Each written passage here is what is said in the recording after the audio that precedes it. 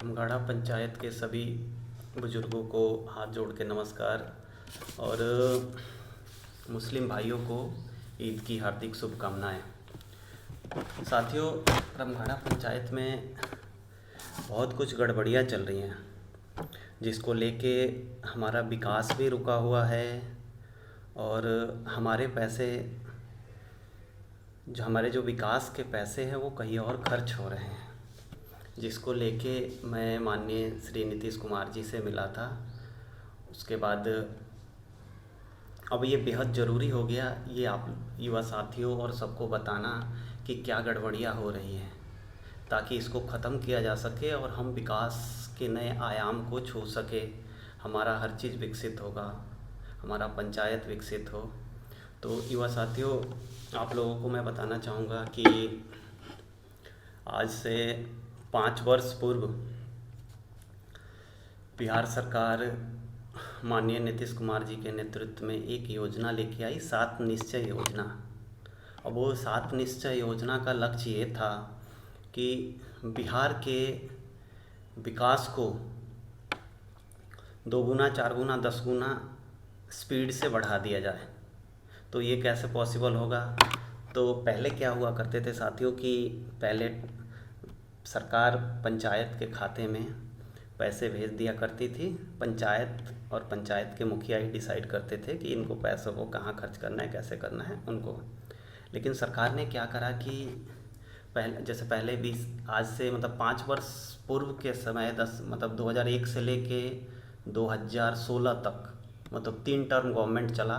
उसमें किसी भी वार्ड को 1 रुपये का कोई विकास फंड नहीं आता था। वार्ड सिर्फ पंचायत में कोई कार्य करना है उसको समर्थन देने के लिए और उप मुखिया बनाने के लिए ही हुआ करते थे और कोई रोल नहीं था। लेकिन 2016 से सरकार ने डिसाइड किया कि नहीं, जो वार्ड का एरिया है उसके अंदर नल जल योजना, गली बनाना, नाला बनाना, ये सब वार्ड को कार्य दे दिया जाए। लेकिन जब लोगों ने ये सुना कि नहीं, ये तो वार्ड के क्षेत्र का जो विकास का कार्य है वो पैसे वार्ड को दे दिए जाया करेंगे, वार्ड अपना काम कराया करेगा। ये लोग बोले अरे ये तो सारे पैसे मेरे को आते थे, तो अब ये जाएंगे तो हमारे तो पैसे बढ़ जाएंगे। तो ये लोग चले गए कोर्ट कि नहीं, वार्ड लोगों को अधिकार नहीं दिया जाए। तो कोर्ट में 1.5-2 साल मामला लंबित रहा। उसके बाद हुआ कि नहीं, मुखिया का जो काम है वो मुखिया करेंगे और वार्ड का जो काम है वार्ड करेंगे। उसके अकॉर्डिंग 2 साल बाद यानी 2017-18 में सभी वार्डों के अकाउंट खुलने शुरू हुए। अब उस अकाउंट को उस वार्ड पहले वार्ड विकास समिति का नाम दिया गया, उसके बाद वार्ड क्रियान्वयन एवं प्रबंधन समिति नाम दिया गया। और उसमें था कि जैसे एक वार्ड सदस्य है, इलेक्ट होके जीत के आए हैं, तो उनके साथ एक सचिव हुआ करेंगे। जो सचिव कौन होगा? तो उस वार्ड का कोई भी नागरिक होगा। जो इसमें लिखा हुआ है कि हाँ, इसमें सचिव चुनने का अधिकार वार्ड की जनता,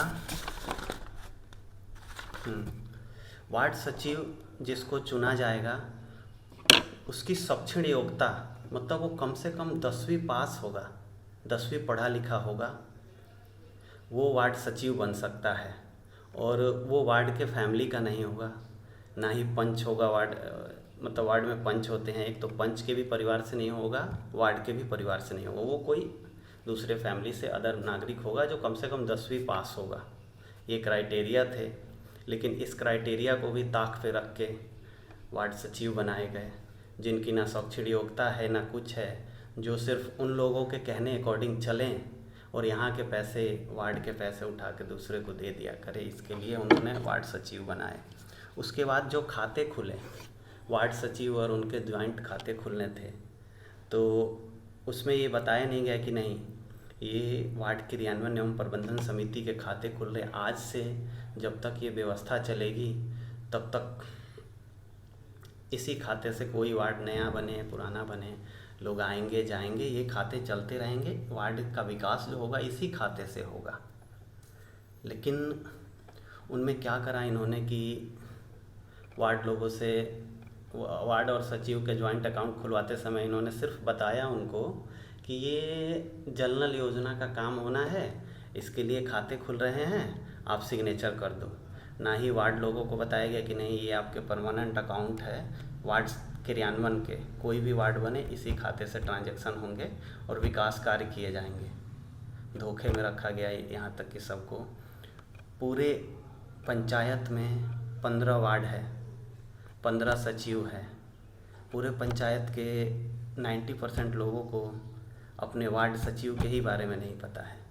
और वार्ड सचिव चुनना कैसे है, तो आम सभा बुला के वार्ड सचिव का चुनाव करना है। अब वो बताइए कि आम सभा बुला के वार्ड सचिव चुनना है और यहाँ आम लोग जानते ही नहीं है कि सचिव कौन है। सोचिए कितना बड़ा धोखा पंचायत के लोगों के साथ। अब उसमें है जैसे कि जो खाते खुले वार्ड क्रियान्वयन के, उसमें अब रोल देखिए, इसमें मुखिया लोगों का रोल क्या है। निगरानी समिति की भूमिका अब ये है कि निगरानी समिति की भूमिका रचनात्मक, सहयोगात्मक और सलाहकारी होगी। उनका मुख्य उद्देश्य विकास संबंधी क्रियाकलापों में त्वरित क्रियान्वयन, योजना की गुणवत्ता बनाए रखने और जनता से प्राप्त शिकायतों की अनुष्ठित आकलन तथा समाधान करना होगा। तो इनका काम है एज ए सुपरवाइज़र, और ये लोग टोटल काम ही ले लिए। अब होता क्या है कि वार्डों को अधिकार दिया गया है कि वार्ड अपना विकास, वार्ड के क्षेत्र का काम वार्ड कराएगा, लेकिन वार्ड को एक चेकबुक और पासबुक मुखिया जी लोगों ने रखा है, और उसमें से एक पेज फाड़ के वार्ड के पास चला जाता है कि आप सिग्नेचर कर दो। अब उसमें वार्ड लोग अपना सलाह भी नहीं दे सकते कि हमारा कौन सा सड़क बनना है, नहीं बनना है। ये लोग बंद कमरे में बैठेंगे और डिसाइड करेंगे कि वार्ड में क्या करना है। अब सोचिए कि वार्ड सदस्य जीता है, वहाँ की जनता को क्या समस्या है, वहाँ की जनता और वार्ड मिलकर डिसाइड करेंगे ना कि क्या समस्या है। या बंद कमरे में कहीं और डिसाइड कोई और करेगा कि हाँ वहाँ क्या समस्या है, जहाँ मन जो रोड बना दो। अरे कैसे बनाओगे भैया, पूछ तो लो कि कौन सा रोड चलने लायक है या कौन सा नहीं है। तो जो ज़रूरी है वो बनेगा, तो वो तब वो बनेगा जब वहाँ के लोकल लोगों की राय ली जाएगी।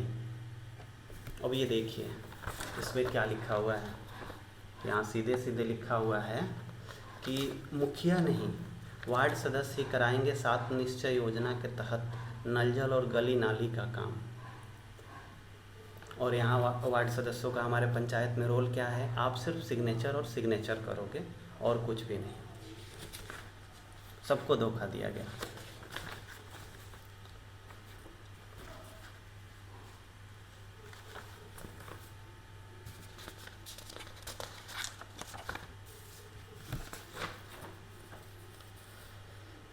और आम सभा है, जैसे कि मान लीजिए वार्ड लोगों को कोई सड़क बनाना है, कोई नाला बनाना है, अपने वार्ड के जनता को लेके बैठना है, सबका राय होगा कि हाँ भाई ये सड़क बन जाए। रास्ता अगर सब लोग देते हैं तो आम सभा में वो अप्रूव होगा। हम लोग सचिव को देंगे कि ये काम करना है, सचिव क्या करेंगे कि उसके लिए फ़ंड रिलीज करेंगे, योजना का बोर्ड लग जाएगा, उसके बाद काम होगा। लेकिन यहाँ तो वार्ड सिर्फ और सिर्फ आप सिग्नेचर करो और कुछ भी रोल नहीं है। और